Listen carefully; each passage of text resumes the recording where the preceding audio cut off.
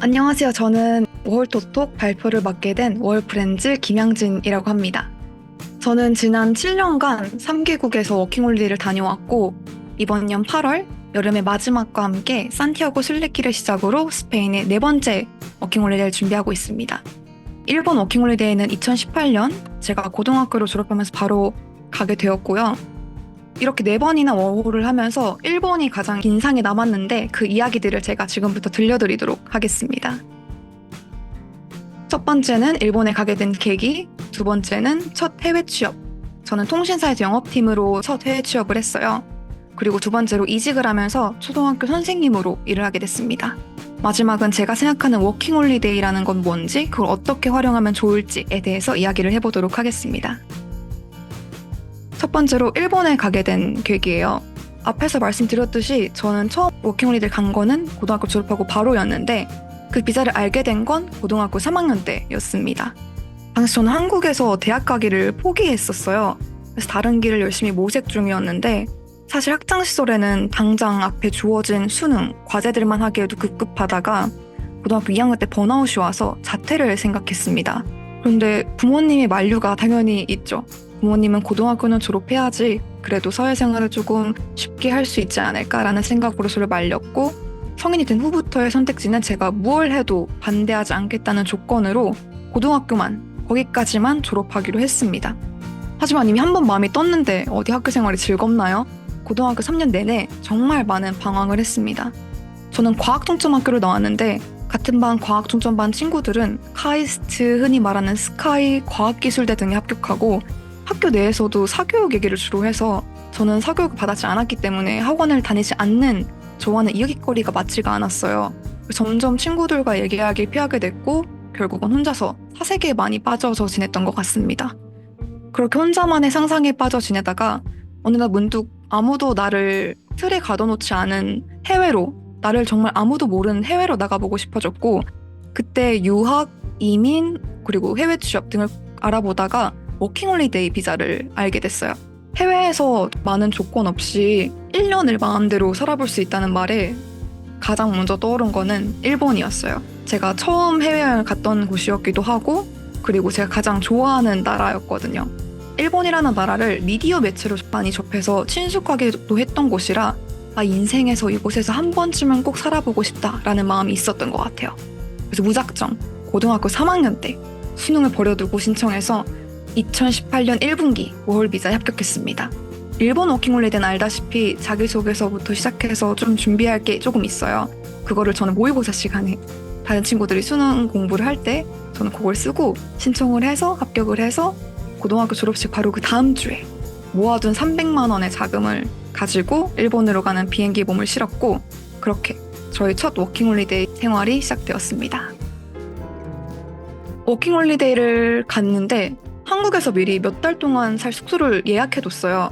일본에서는 미성년자인 만 18살이다 보니까 부모님 걱정이 많으셔서 조금 세큐리티가 안전성이 좋은 괜찮은 숙소를 예약해두고 가서 일본에서의 생활을 순탄하게 시작할 수 있었지만 정작 중요한 일자리는 알아보지 않고 갔어요. 그동안 일본어를 독학하고 있었어서 당시에는 이미 기초 일상회화 정도는 무리 없이 할 수 있었기 때문에 어떻게든 되겠지라는 막연한 자신감이 있었던 것 같아요. 하지만 일본 나이로는 18살인 미성년자를 채용해주는 곳이 저희가 고용주여도 고용하고 싶은 조건은 아니잖아요. 그래서 경력도 없고 미성년자이기 때문에 심지어 외국인이기 때문에 20군데가 넘는 회사에 이력서를 써서 보냈는데 서류에서 번번이 떨어지고 그렇게 한 일주일, 2주일 정도를 계속 떨어지다가 이제는 그냥 동네 슈퍼짜리라도 한인잡이로 알아보자라고 하려던 찰나에 한 파견 회사에서 면접제의가 왔습니다. 그곳은 외국인을 많이 차용하고 있는 파견 회사였는데 주로 면세점, 화장품 판매, 그리고 통신사 등의 직원을 파견하고 있었어요. 아무래도 외국인이 영어가 조금 되다 보니까 일본어를 조금 할 수 있는 외국인을 많이 고용했던 것 같아요. 저는 면접 담당자님의 권유로 자리가 있다고 하는 KDDI라는 회사에 2차 면접을 보게 됐는데 보통 유심카드를 사시면은 도코모, 소프트뱅크, AU라는 회사의 통신사를 주로 써요. 그 회사 중에 AU라는 회사의 모회사가 KDDI라는 곳입니다. 그 회사에 2차 면접을 보게 되었고 나는 잘할 수 있다라는 저의 근거 없는 자신감을 높게 사주신 본사 인사팀이 저에게 오케이 사인을 주셨습니다. 그렇게 일본의 3대 통신회사 중 하나인 AU에 저희 첫 해외 취업을 하게 되었고 7년 전인 2018년 당시 시급을 1,500엔을 받으면서 일을 시작했어요. 그때 당시 알아보니까 한국에서는 최저시급이 7,000원대였더라고요. 그래서 한국에서의 거의 2배 이상을 받으면서 처음 일을 시작했습니다. 여기까지만 보면 와, 무경력자가 그렇게 돈을 많이 받으면서 해외 취업에 성공했다고요? 일본어를 엄청 잘했겠네, 경력이 있겠네, 뭔가 특별한 점이 있겠네 하시겠지만 말로 이렇게 듣는 거랑 제가 얼마나 노력했는지를 보시는 거랑은 정말 다릅니다. 현실은 달랐어요. 연수는 물론 전기통신법, 각종 핸드폰 요금, 기능 설명, 프로모션까지 일본어로 손님께 알기 쉽고 구매 욕구가 샘솟게 설명해서 영업을 하고 실적을 내기까지 해야 되는 직업이라서 정말 쉽지 않았습니다. 그게 구매까지 이어졌다면 보험 설명 약관처럼 생긴 작고 검은 글씨들이 빼곡히적인 계약서를 손님한테 드리고 설명해드리고 납득시킨 다음에 사인을 받아야 되는데 이게 정말 너무너무 힘든 작업이었어요. 한자도 정말 몰랐고 읽어도 한국어로도 이해가 안 되는 거예요. 한국어로 번역을 해서 봐도. 그래서 24시간이 정말 어떻게 지나가는지도 모르고 그렇게 공부를 하고 일을 하고 반년이라는 시간을 이곳에서 일을 했습니다. 이제 조금 영업도 재밌고 저를 찾아주시는 손님들도 생기고 일이 익숙해져서 자신감이 차오를 때쯤에 이미 제 몸이 따라주질 못했어요. 그래서 발 등이 까져서 피부가 벗겨지고 진물이 나고 병원에 갔는데 구두를 6개월간 못 신는다고 하더라고요. 근데 저희는 정장을 입고 구두를 신고 일을 해야 하는 일이라 정말 그 일을 요령 있게 했어야 되는데 제가 사회생활 처음 하다 보니까 제 몸을 불사르면서 했던 것 같아요. 건강상의 문제로 더 이상 하루 종일 구두로 왔다 갔다 하는 일은 못하겠다 싶어서 고민 끝에 이직을 하게 됩니다. 이직을 한 곳은 초등학교 선생님이에요. 통신사 다니다 갑자기 초등학교요? 심지어 만 18살짜리 한국인이 일본에서요? 라고 생각하실 수 있는데 그 이야기를 제가 지금부터 들려드릴게요. 퇴사를 결심하자마자 한 일은 바로 다음 직장 알아보는 거였어요. 물론 건강상의 이유로 퇴사를 했지만 구두를 신고 걷질 못한다는 거지 악으로 깡으로 하면은 난 일할 수 있어. 아직 돈 벌어야 돼. 여기서 월세도 내야 되고 생활비도 내야 되고 돈이라는 게 해외에서는 꼭 필요하거든요. 퇴사를 결심하자마자 이번에는 내가 경력을 좀 얻었으니 어른들 세상을 좀 엿봤으니까 이제는 조금 아이들과 함께 할 수 있는 재밌는 내가 즐길 수 있는 직업을 하고 싶어서 어린이집 선생님을 구인하는 곳을 사이트랑 공고 같은 걸 다 찾아보면서 이력서를 넣었어요. 일본에서 경력이 생겼으니까 다음 일을 금방 구하겠다 싶었는데 역시나 생각만큼 쉽지 않았고 2주 동안 10군데가 넘는 곳에 면접을 보고 면접 자리에서 번번이 떨어졌습니다. 제가 당시에는 얼마나 어렸겠어요.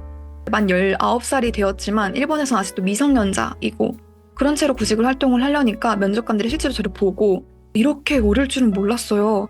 저희는 그래도 조금 나이대가 있는 선생님을 고용하고 싶어요 라고 말씀을 항상 하셨고 그래서 이제 그만 포기하고 집 근처 아르바이트 자리나 알아볼까 싶던 차에 한 초등학교에서 면접을 보러 오라는 연락이 왔어요. 이게 마지막이다. 이것만 떨어지면은 진짜 다 포기하고 당장 구할 수 있는 데로 가야겠다 라고 마음을 먹고 학교에 면접을 보러 갔어요. 본사 측 담당자와 학교 측 담당자 이렇게 두 분과 면접을 보는데 어린이 클럽이다 보니까 아기용 의자에 앉아가지고 꾸부정하게 쭈그리고 앉아서 면접을 봤는데 며칠 뒤에 출근하라는 연락을 받았어요. 우연치 않은 기회로 마지막 면접 때 도쿄에서 전국 어린이집 운영을 하는 회사에 입사를 해서 아사쿠사에 있는 한 초등학교 어린이 클럽에 보육교사로 들어가게 됐습니다. 방과 후에 직장을 가시는 맞벌이 부부들의 아이들을 맡아주면서 같이 놀고 공부하고 낮잠도 자고 주로 싸움을 중재시키기도 하면서 선생님의 역할을 했습니다. 본사에 제가 처음 연수를 들으러 갔을 때 어린이집들을 관리하시는 에리어 매니저님이 이 회사가 40년이 넘었는데 김상이 첫 외국인이라서 좋은 사례로 남았으면 좋겠다. 그만큼 우리도 외국인에 대한 준비가 미비하다라고 하시더라고요. 그래서 그런지 애들도 제가 인생의 첫 외국인이라서 한국에서 왔다고 하면 거기가 어떤 나라예요? 중국 아니에요? 이러고 세상에는 일본, 미국, 중국밖에 없는 줄 알더라고요. 당연히 역사를 아직 안 배우는 나이대라서. 제가 거기서 7개월 있는데 한 친구와 카오리 선생님 중국에 돌아가서도 저희 잊지 말아요 이러면서 편지를 써주더라고요. 그 정도로 아기들은 한국에 대한 인식도 없었고 그렇다 보니까 저도 처음 해보는 일이고 아이들도 외국인이 처음이다 보니까 정말 순탄하지 않았어요. 통신사에서 일할 때는 일본어 너무 잘하네요 김상 들었는데 아이들은 너무 솔직해서 그런지 선생님 가끔 왜 일본어 모르는 척 하세요? 왜 발음 가끔 이상해요? 이러는 거예요. 발음을 이상하게 하는 척이 아니라 정말 모르는 거야. 좀 알려주겠니? 이러면서 같이 일을 했던 기억이 있습니다. 그래서 어떤 친구는 제가 한자를 잘 모른다고 하니까 자기들이 학교에서 배우는 한자들을 숙제로 내주기도 하고 역할놀이로 선생님 역을 아이들이 하고 제가 반대로 학생 역을 하면서 일본어를 가르침 받기도 했습니다. 여름방학 때는 아이들이 하루 종일 좁은 어린이 교실에 있다 보니까 스트레스 지수가 쌓여서 남자아이들이 정말 매일 30분에 한 번씩 싸웠어요. 싸움을 말리다가 복부를 얻어맞기도 하고 뺨을 얻어맞기도 하고 하면서 정말 쉽지 않은 여름을 보냈습니다. 여름이고 스트레스 지수가 쌓이다 보니까 그걸 좀 해소해주고자 무서운 이야기를 해주려고 제가 준비를 해갔는데 이게 너무 잘 먹혀서 몇 달치 스케줄을 애들이 짜와가지고 선생님 오늘은 우리 모듬에서 무서운 얘기 해주면 돼요? 내일은 여기에요? 이렇게 스케줄을 뚜루루 짜가지고 저를 지명하는 그런 인기를 얻기도 했습니다. 그렇게 조용할 날이 없는 일상을 보내면서 내가 뭐라고 몇 살도 차이 안 나는 애들을 가르치지라는 생각도 많이 들었지만 그래도 그 7개월 남짓한 시간이 저희 일본 워킹홀리데이 생활에서 가장 소중한 추억으로 남았습니다. 일본 워킹홀리데이를 선택하신 이유는 다양하실 텐데요. 일본이라는 나라를 선택하신 게 가장 클 것 같아요. 워킹홀리데이라는 비자를 활용하는 것도 좋지만 나는 일본에서 살아보고 싶어. 일본의 문화를 느껴보고 싶어. 라는 분들이 가장 많을 것 같아요. 요즘 엔저 현상으로 일본에서 내가 살아갈 수 있을까? 혹은 일본 워홀에 실패한 사례가 SNS에서 많이 보이던데 나도 그럼 어떡하지? 가지 말아야 하는 그런 고민을 가지신 분들이 많은데 이러한 자기의 실제로 경험해보지 않은 남들의 이야기를 듣고 포기할 정도라면 워홀 가는 목표를 다시 설정하는 게 맞습니다. 워킹홀리데이는 청년들이 큰 제약 없이 해외에서 다양하게 살아볼 수 있게 체류를 인정해주는 제도인데 그만큼 활용법이 정말 다양해요. 그래서 바짝 일해가지고 떼돈을 배우고 싶다는 목표일 수도 있고 언어를 배우고 싶다는 목적일 수도 있고 여행 혹은 문화를 경험해보고 싶을 수도 있어요. 어쩌면 그 모든 걸 일도 해보고 언어도 해보고 돈도 벌고 여행도 갈 거야 이러면서 떠나자고 마음을 먹은 워홀일 수도 있겠지만 그러면 더더욱 주변에서 쓴소리를 한다고 실패 케이스가 있다고 국가의 상황이 좋지 않다고 커리어 단절이 걱정된다고 도피성으로 간다고 그런 이유들로 나는 안 되나 봐 하고 포기할 정도라면 한번 내가 왜 정말 가고 싶은지 생각해보세요. 일단은 많은 이유들을 잠깐 한국에 던져두시고 1년, 비자 기간이 1년이라고 해서 꼭 다 채워서 머물 필요는 없어요. 3개월 만에 만족하고 다른 나라로 가볼 수도 있고 1년으로는 부족해서 연장하고 처음 계획보다 많은 시간을 머물고 싶어서 이민을 생각할 수 있어요. 실제로 저는 일본에서 1년, 호주 10개월, 대만 3개월의 워킹홀리데이를 머물렀는데 현재 준비 중인 스페인 워홀은 도시들을 다 돌아보고 싶어서 전과는 다른 한 군데 머물지 않고 지역 이동을 몇 달에 한 번씩 하면서 다닐 생각입니다. 이렇게 활용 방법이 정말 다양하다 보니까 정말 가는 목표에 따라 다양한 이야기들이 나올 것 같아요.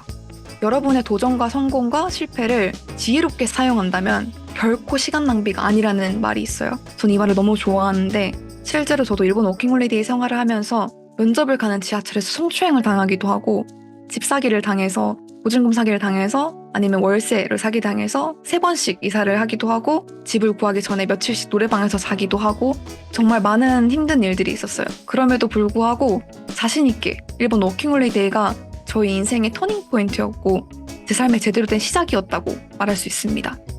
그렇게 지난 3개국에서 얻은 성공과 실패의 경험을 가지고 저는 다국적 대기업인 이탈리아의 크루즈사로 입사해서 크루즈 승무원이 되었고